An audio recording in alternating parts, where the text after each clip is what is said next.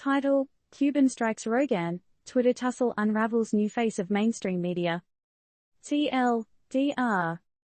A Twitter spat explodes between entrepreneur and basketball mogul Mark Cuban and notorious podcaster Joe Rogan, as Cuban accuses Rogan of embodying everything wrong with mainstream media.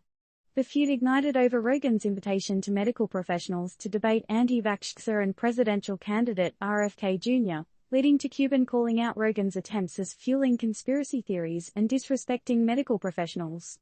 Full story.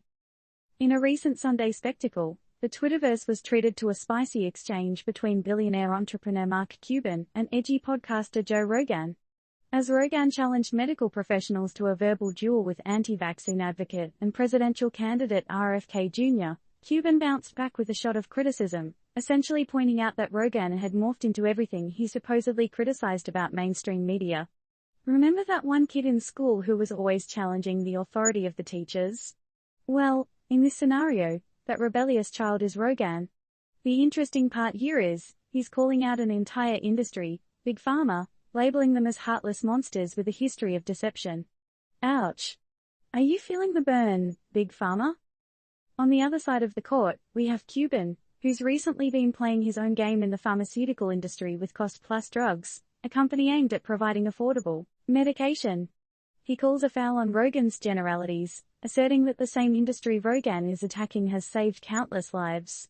He reminds us that it's also disrespectful to the hardworking medical professionals and researchers who are in the business of saving lives. Fair point, isn't it? The feud intensifies as Cuban accuses Rogan of intimidating Dr. Peter Hotez, a prominent advocate in vaccinology, who has been subsequently stalked by anti-vaxxers repeating Rogan's sentiments. Can you feel the tension? What's the climax of this Twitter tale? Well, Cuban claims that platforms like Rogan's podcast and Elon Musk's Twitter feed are the new mainstream media, tainted by the very flaws they claim to oppose. It's a self-interest-driven game, Cuban points out, just like the mainstream media they criticize. You got us thinking, Cuban. Are these new platforms merely a mirage of something different, or have they become exactly what they vowed not to be? Are we witnessing a shift in the concept of mainstream media, or is this merely a squabble among influential figures with their own vested interests?